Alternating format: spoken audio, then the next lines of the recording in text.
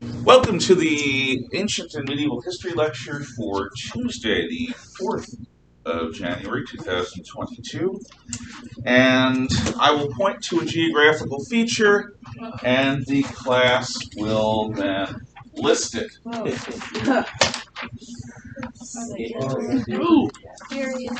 Adriatic Sea, Ionian Sea,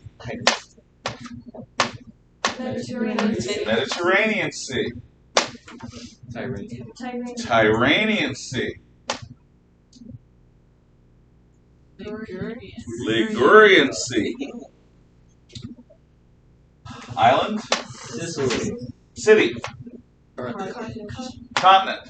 Africa, I didn't teach you that, but I assumed you know. Good. Island. Sardinia. Sardinia is big and square. Sardinia is square. Corsica is smaller. Island? Corsica. Okay. Mountain range. Alps, City. Rome, River. River. Po, Mountains. Apennine, Apennines. Okay. So those were the physical geographical features that we covered. Now we're going to do some cultural geography. So, just south of Rome. Well, actually, we'll talk about where Rome is and why it is. Here's a deeper picture. Rome is located where it is because of geography. This is true of most cities. It is absolutely true of Rome. Rome is located on the first ford over the Tiber River. Ford. Chevy. Dodge. What is a ford in geographical terms? Otherwise, you'll make your geography teacher cry. What is a ford? If I have a wagon train, why do I want to find a ford over the river ahead of me? Yes? It's like a land bridge. Right. It is a shallow place across the river under the water, like a sandbar or a rocky outcrop. Usually it's rocks.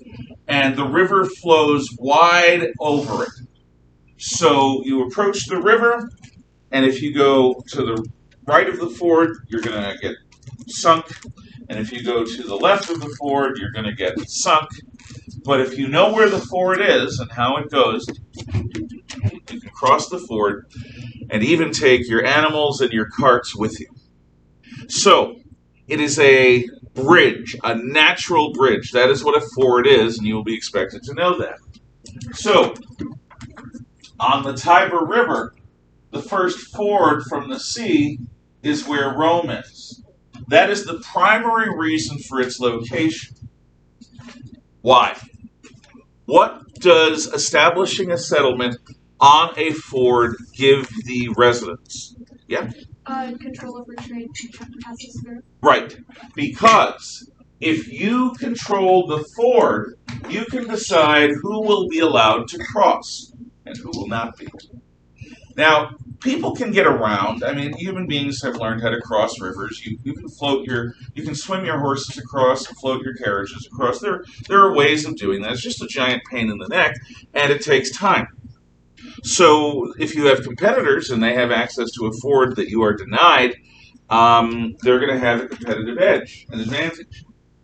So by establishing Rome where they did, myth says it's where the she-wolf rescued the babes, but it's also where the ford is. And where the ford is where the trade is going to go. Now, if you control the ford, what can you do to every merchant who wants to pass through, even if you're going to let them pass? tax them. Yep.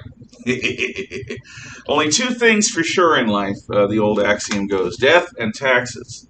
In other words, we're going to die, and before we die, the government is going to take a percentage of whatever we get. That's the way of it. Why? Because they have the weapons. And because they provide law and order and stuff like that. Sometimes. So Establishing a colony or a settlement at that ford is going to dominate trade throughout Western Italy because, remember, most of the people in Italy live west of the Apennines, and you want to trade north to south. That's where the travel is going to go.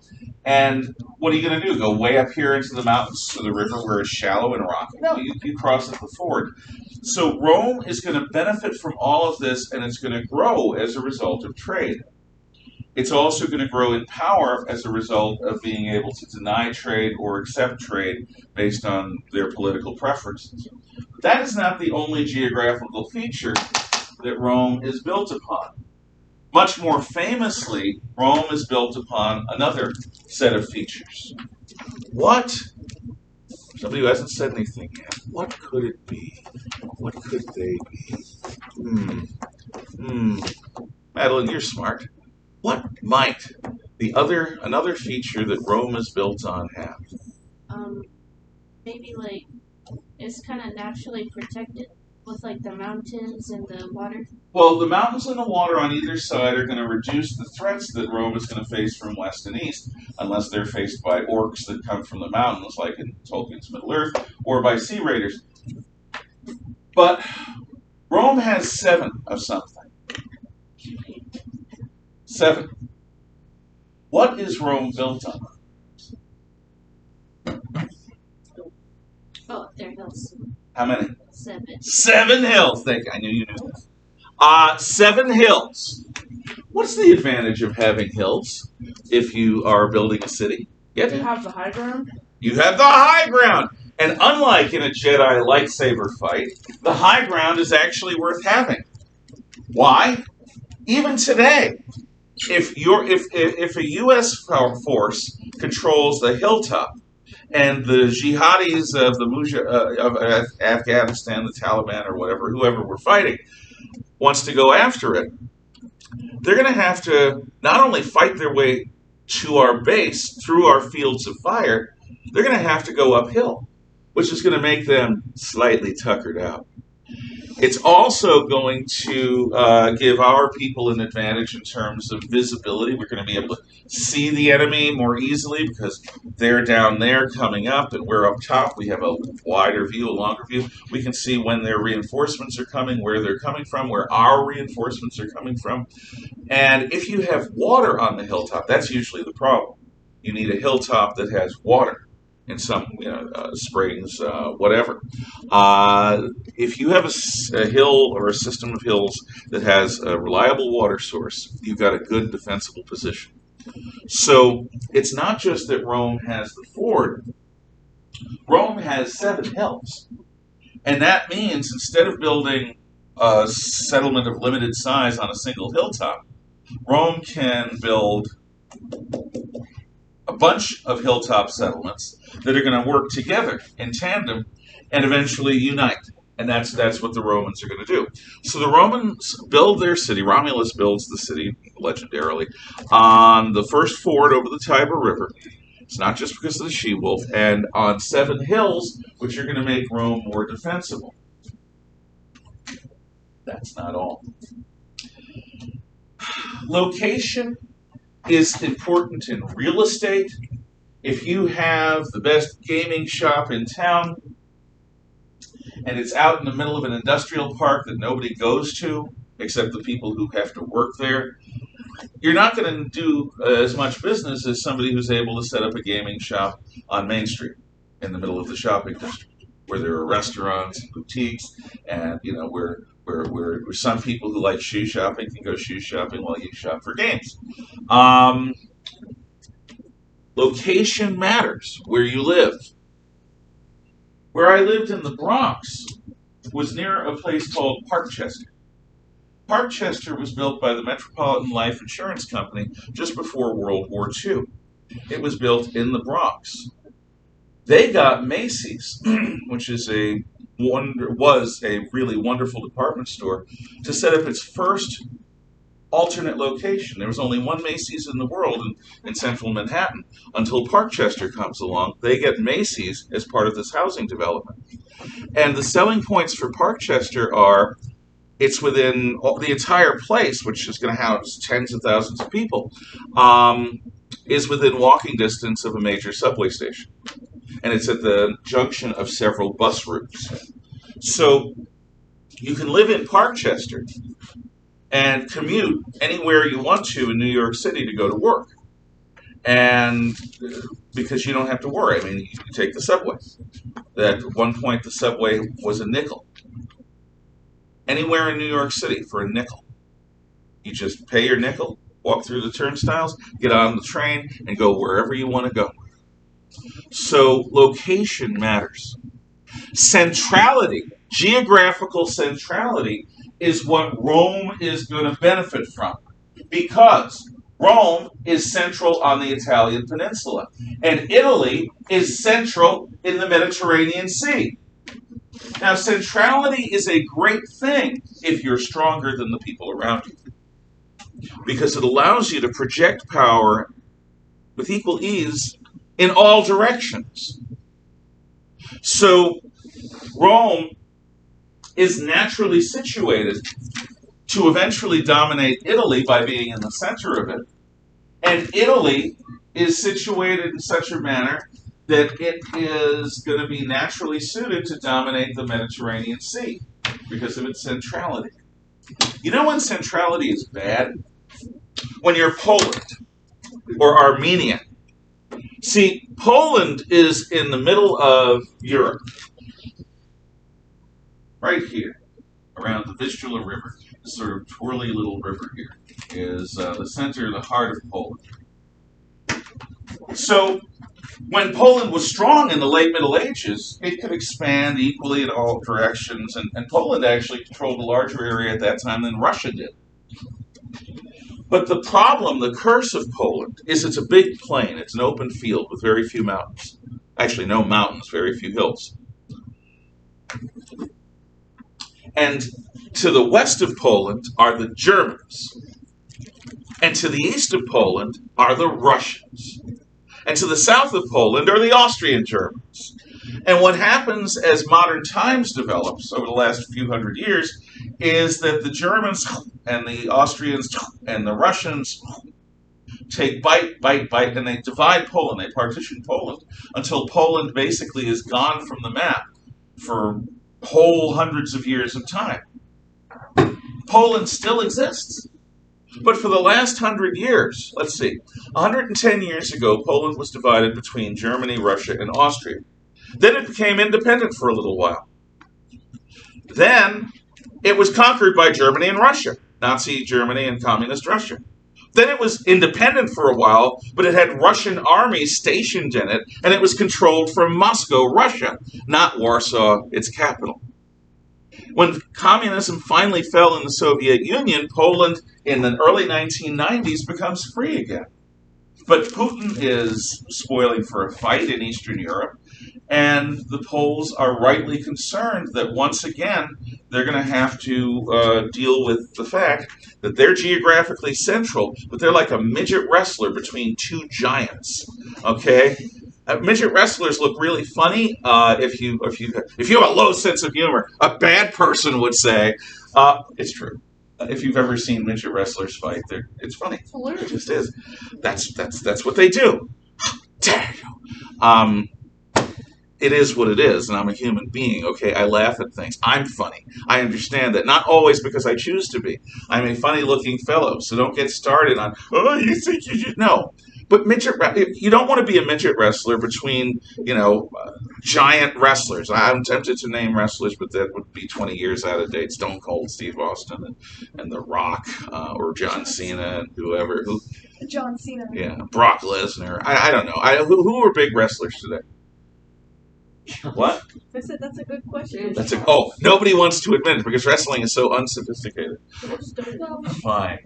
John Cena. James Charles is a good wrestler. They are. And they're both rather large fellows. You do not want to be a 3.5 foot tall wrestling hobbit between them. It would be bad for you. Okay, they'll end up playing a game with you. They'll toss you from one to the other, or they'll rip you. It's just bad. Don't do it. So Poland is geographically central, but it's bad because they're weaker than their neighbors. Rome is going to benefit from it. Now, South of Rome is the plain of Latium. It's spelled Latium. But every time I'm dealing with a serious Latin scholar, they say, no, no, no, it's not Caesar, it's Caesar. And it's not the plains of Latium, it's the plains of Latium. So call them what you will. It's spelled Latium. I'll say Latium, but I'm not going to say Caesar. It's Caesar. Okay? It's Caesar. And it's Van Gogh. It's not Van Gogh. The Dutch people say the painter Van Gogh. Why? I speak English and bad English. So south of the Tiber and south of the Seven Hills of Rome is a region that's marked on your map by light green sort of cross-hatching. And those are the plains of Latium. And it's where the Latins lived, and it's where the Latin language comes from. North of the Tiber River is the city of Veii, which you don't need to remember, and the Etruscan region. The Etruscans, we're going to talk a lot more about, control this area of western Italy, which is today called Tuscany, and sometimes Etruria, the land of the Etruscans. And Rome is going to have influences both from the Latins to their south and the Etruscans to their north. Why? Because they're central. Now, where's a good bluey sort of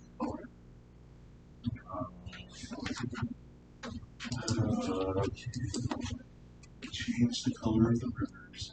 So I need to use this blue. Here's the Po River.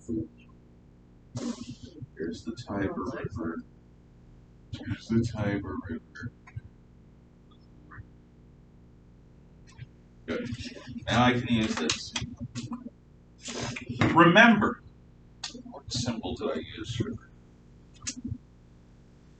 In southern Greece, or in southern Italy, you have an area of Greek settlement that includes the heel of the boot, the ankle of the boot, and the toes of the boot, and also includes eastern Sicily.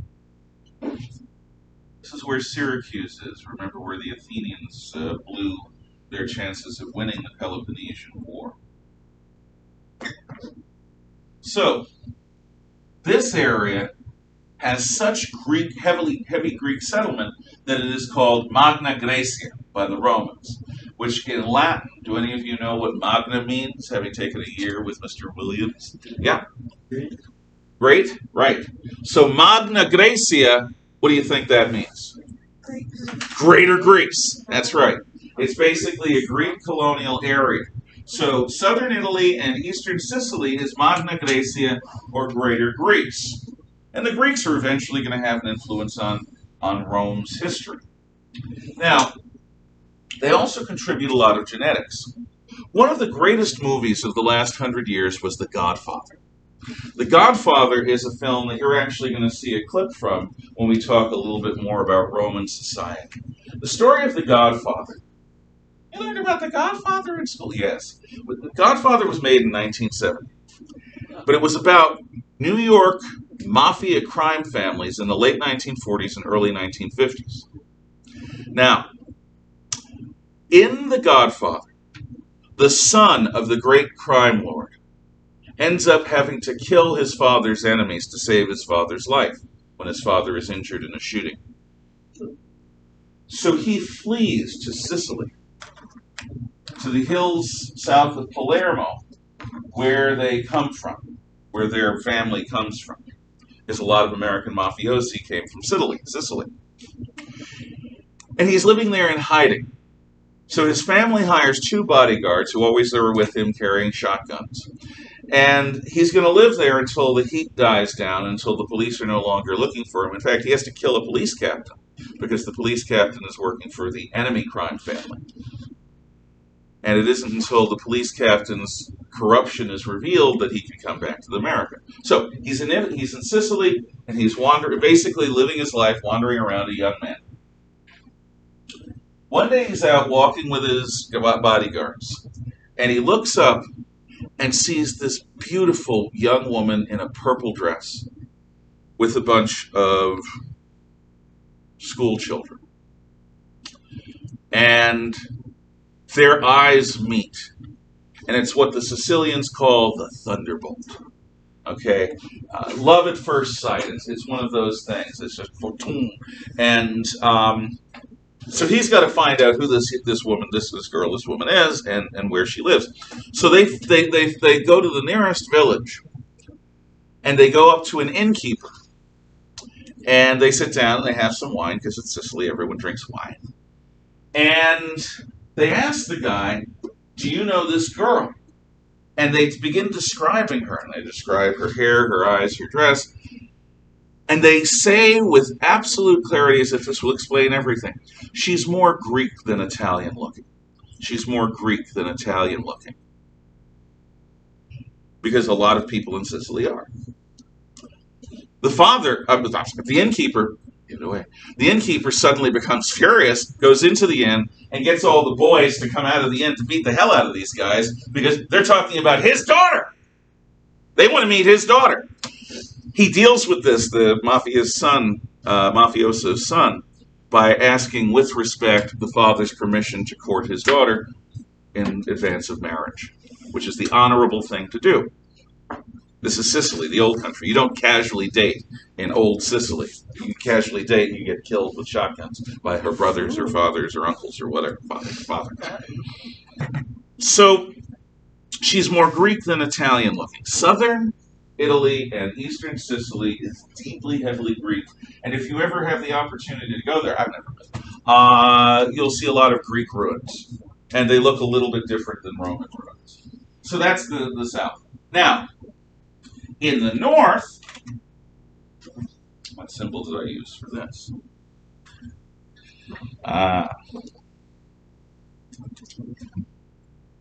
There are the Gauls. Now, the Gauls are Celts. They are blood relatives of the Irish, the Scots, the Welsh. And the Gauls live on both sides of the Alps. So the Gauls that live over here are called the Transalpine Gauls. The Gauls from across the mountains. That's what trans actually means. Across or beyond. So Transalpine Gauls are the Gauls from beyond the Alps. Cisalpine Gauls are the Gauls on this side of the Alps.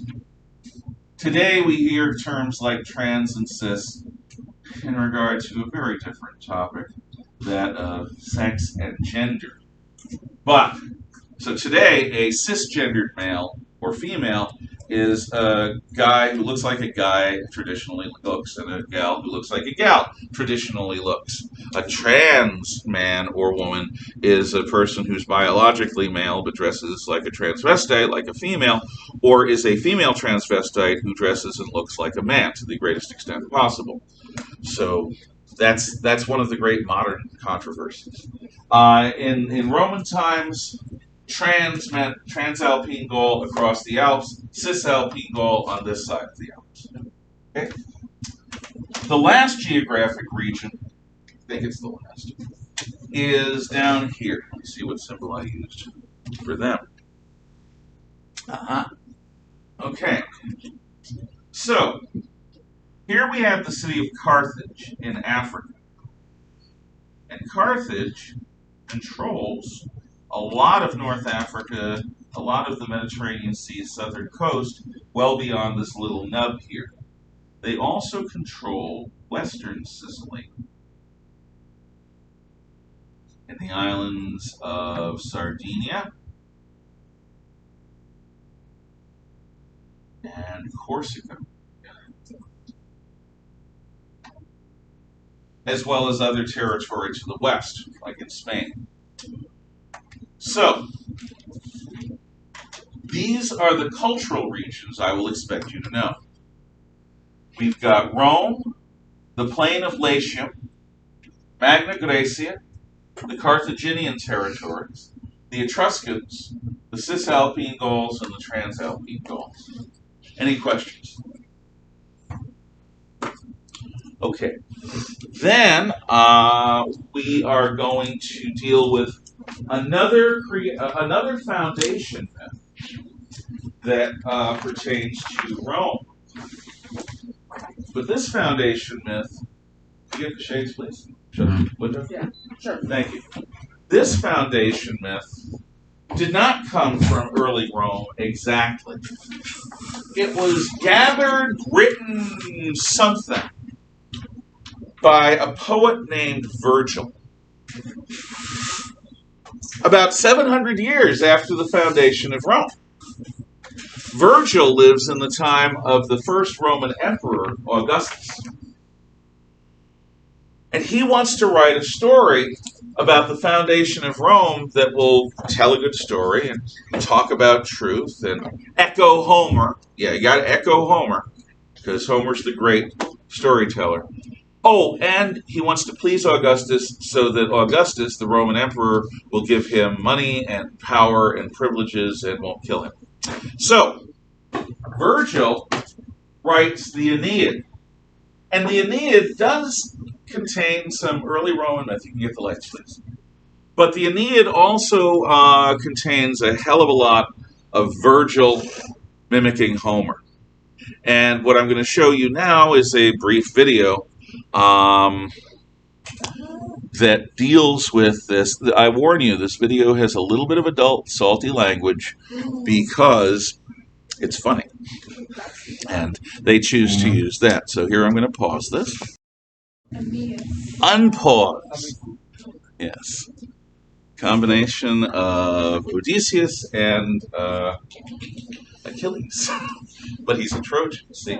So we just watched a sarcastic review of the Aeneid. And what you should get from this is basically, in order to deal with Augustus, Virgil, the poet, decides to give Rome an even greater pedigree than it already had by telling a new, secondary, supplemental foundation myth that is going, when added to the story of Romulus and Remus, connect Rome to Troy, and thus give Rome a pedigree that goes back to before the Trojan War, to ancient Ilium. So, yeah. The connection is Aeneas and the Latins. And remember, the Latins are rather important in early Rome's history because they give Rome its language. But before I move on, when was Rome founded? Well, according to myth, it was founded in 753 BC. Quickly, what year would it be now from Rome's foundation? Ab Urbis Condita. Roman dating, to the extent it exists, Romans in the Republic usually named every year after the two consuls that were in charge that year, which is crazy, would use AUC, Ab Urbis Condita, from the founding of the city. So, what is this new year, Anno Domini 2022, in Ab Urbis Condita? It's a simple arithmetic. But I don't want to do it, so I'm going to tell you to do it, because I'm a teacher, and you're students. Yes? 2007. 2775. That's a cool date. That is. I remember 1975. It was, disco was beginning. Oh, the horror. Oh, the humanity. Anyway, polyester everywhere. Polyester. People wore it. It was just terrible. Polyester leisure suits for men with giant collars and giant flare pants. Like Elvis style? Yeah, Elvis got that style You from should wear that too. everyday You should things. wear that. Hell no. I didn't wear that in the 70s. I was forced to wear it once or twice for family photo day. But quickly I grew out of it, thank the Lord, so I didn't have to wear the leisure suit they got for me. Oh, God, it was awful. I think it was a variant of green. I love green. Green is my favorite color, but this was sort of a weird, lime, bright, fluorescent-y. It was just bad. Oh, you loved every minute of it. No. In Bizarro World, yes. So, hey, you can go to an antique shop, find something for yourself, and do that for Halloween. Yeah. Burn out the retinas of everyone who looks at you with the brightness. Okay, so 2775. Cool. The Etruscans. Okay. The Etruscans are a people whose language we don't read. We do not understand it. It is like the old settlements of Harappa and Mohenjo-Daro in the Indus Valley. It is one of the several ancient languages we just don't yet comprehend. As a result, what we know of the Etruscans come from two sources. Archaeology, which is the study of people's artifacts without any writing to help you, because we can't read their writing, and the Romans, who were influenced by the Etruscans and were sort of a blend of the Etruscans and the Latins. But the Romans had broken away from the Etruscans, defined themselves by their opposition to the Etruscan monarchy, and so they may not be the most reliable of narrators when it comes to the Etruscans. So, what are some of the things we know about these folks? First of all, the Etruscans were hill people. They built their villas and their towns on the tops of hills, just like early Rome. And this area of western Italy is not flat. It is very hilly. But we are guessing about a lot of it. We're taking a lot on faith from the Romans and from archaeology. But one thing we seem to know pretty clearly. The Etruscans had some fearsome and terrible gods and beliefs about death. They believed that when a person died, on the way to the afterlife, the gods would rip them shred from shred. They would harrow, the word is harrow, their soul on the way to the afterlife. Ripping at it and tearing at it to the point where when the soul arrived in the Etruscan afterlife, it would be mad. It would be insane. There would be no sense or semblance of the person that they used to be because of all the horrible tortures that the gods visited upon them on their way to the afterlife. This is a horrible fate. Of all the myths that if you had like a smorgasbord of myths that you could choose to believe in, I would not pick the Etruscan myths just because that's a scary fate. But the Etruscans asked themselves, what about heroes? What about the people who saved our city or who lead us, the great and beloved dead? What about them? And the belief was, well, the gods are still going to rip into them because they're people. We have an answer, the Etruscans say. What we're going to do is we're going to set up funeral games. We're going to not execute our condemned men by beheading or hanging or stabbing or burning or whatever. No. We're going to keep them for funeral games. And these men, in service and remembrance of the beloved heroic dead, will be pitted against one another in fights to the death. And the gods will get distracted by all these dead fighters or swordsmen. Yes, swordsmen, that's the word. Swordsmen. That the clever beloved dead will be able to sneak past and arrive in the afterlife sane and whole and unharrowed. That's the plan. And we will call these swordsmen, because, the Romans will call these swordsmen, named after the Roman short sword, gladiators, after the gladius. So, gladiatorial games, which is the pitting of condemned men, condemned to death, to fight to the death for the entertainment of the crowd, is not just a Roman form of soccer. It is an Etruscan funeral rite. So even up to the end of pagan Rome, Gladiator games were always, always, always somehow related to somebody's funeral, commemorating somebody from long ago, or commemorating somebody who just died. They are always called funeral games. Even when they were used by emperors to distract the populace, they were called funeral games because the Etruscan belief was that if you throw enough gladiators at the gods, they'll be distracted. Now, this system is still used. If you are ever dealing with sharks and you want to say, bring sharks in to photograph them or kill them, what do you throw in the water? Chum. Chum. Hello, chum. Don't ever go shark hunting or shark watching and let somebody call you chum. That's bad. Because in shark dealing terms, chum is a bucket full of bloody fish heads and parts that people don't eat, or maybe bloody roast or bloody meat. It's bloody meat of some kind, fish or otherwise. And what you do is you scoop chum into the water as your boat is chugging along, and the sharks have incredible senses. First of all, they have a sense that we don't have. It's called lateral lines. And these lateral lines can actually detect the electromagnetic field of a living thing. So they don't need to see their targets. They can feel the electromagnetic field of a fish they want to eat, and they can clue in because of these lateral lines. People don't even have anything like that. But sharks, they can see okay. Underwater hearing is dicey, except for mammals like whales and seals and dolphins. But sharks have an incredible sense of smell.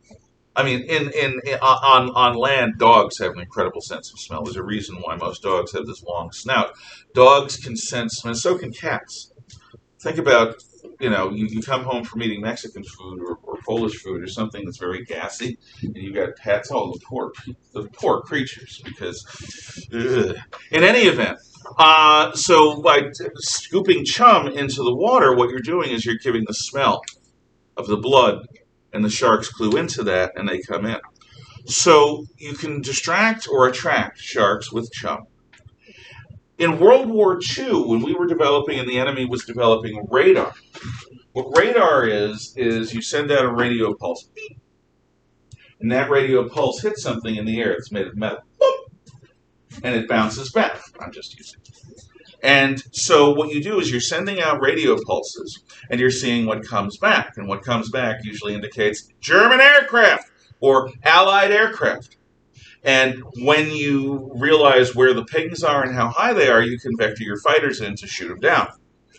Well, we did this really well, or should I say the British did this really well to the Germans when the Germans were trying to conquer Britain. They tried to take control of the skies, and the British kept control of the skies because they were the first to develop really effective radar.